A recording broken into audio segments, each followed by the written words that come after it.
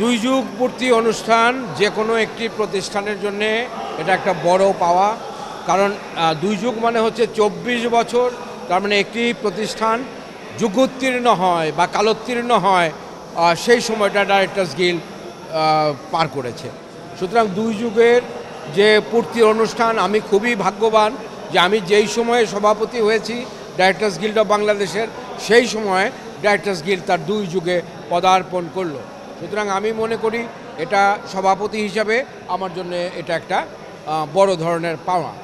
আর গত 24 বছর ধরে ডাইরেক্টর্স গিল্ড অন্যান্য যে সংগঠনগুলো আছে, শিল্পী, কলাকুশলী, ক্যামেরার নেপথ্যে যারা কাজ করে, প্রোডাকশন বয়, হাউস মালিক, লাইট, গাড়ির ড্রাইভার, টেলিভিশন কোম্পানি, ইউটিউব চ্যানেলসের মালিক, ওটিটি প্ল্যাটফর্ম, প্রায় প্রতিটা সংগঠনের সাথে তারা কাজ করেছে এবং এই নিরলস কাজের মাধ্যমে একটা যোগসূত্র স্থাপিত হয়েছে এবং এই 24 বছরের যে সম্পর্ক গড়ে উঠেছে, সেটা আমি মনে করি যে আগামী 24 বছর এই সম্পর্ক আরও টিকে থাকবে।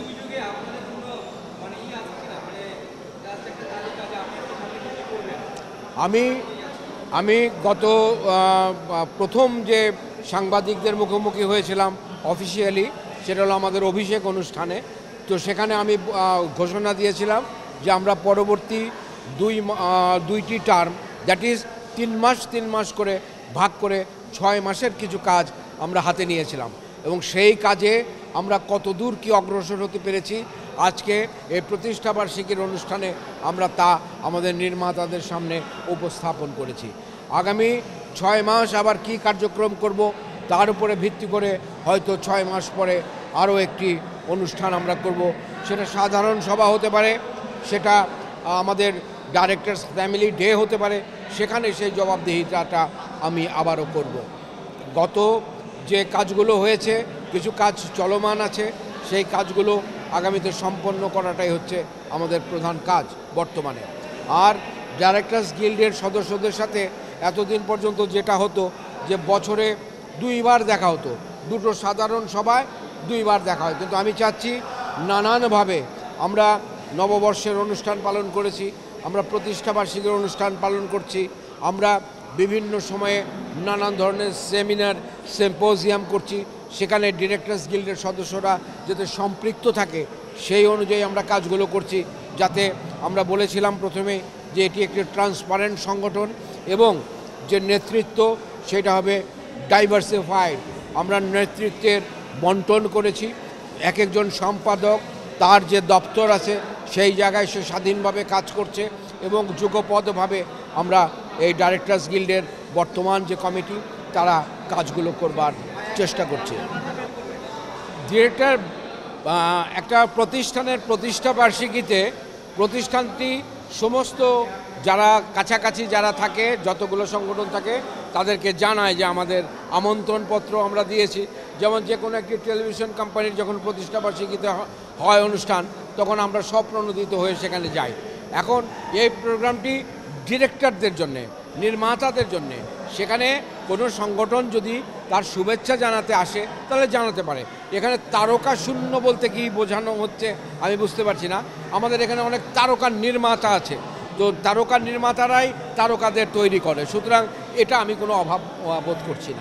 বাংলা নাটকের, টেলিভিশনের নাটক বা ইউটিউবের নাটক এখন যেভাবে চলছে, তার মধ্যে এটা একটা বাজেট, একটা বড় ধরনের প্রতিবন্ধকতা, ঠিক শিল্পীকে নির্বাচন করতে না পারা একটা বড় ধরনের প্রতিবন্ধকতা, ভিউশিপ একটা বড় ধরনের প্রতিবন্ধকতা, যে কনসেপ্ট নিয়ে নাটক হচ্ছে সেটা একটা বড় ধরনের প্রতিবন্ধকতা। এগুলা দূর করতে হলে সমস্ত সংগঠনকে একসঙ্গে মিলে কাজ করতে হবে, তাহলেই এটা হবে। ডাইরেক্টর্স গিল্ড অফ বাংলাদেশ মানে একটা, আমি যখন এসে এটার হাল ধরেছি তখন এটা একেবারে অচল একটি সংগঠন ছিল, এটা একদম ট্র্যাকের বাইরে ছিল। এই সংগঠনটা আসলে কোনো কাজই করতো না, হয়তো একটা পিকনিক করতো বা একটা ভোটের অনুষ্ঠান করতো, তাছাড়া ডিরেক্টর বান্ধব যে সমস্ত কাজগুলো সেগুলো করবার ক্ষেত্রে এদের কোনো ফোর্সই ছিল কিনা আমি জানি না, কিন্তু কাজটা হতো না। আমরা এসে বিভিন্ন পদক্ষেপ নিয়েছি। আপনারা আজকে আমরা দেখিয়েছি এখানে যে বাংলাদেশ পুলিশের সাথে রেলওয়ে মন্ত্রণালয়ের সাথে, পর্যটন মন্ত্রণালয়ের সাথে আমরা কতগুলো দ্বিপাক্ষিক চুক্তি করছি, যা করে একটা শুটিং বান্ধব পরিবেশ আমরা তৈরি করতে চাচ্ছি। নিরাপত্তার দিক আমরা লক্ষ্য রাখতে চাচ্ছি।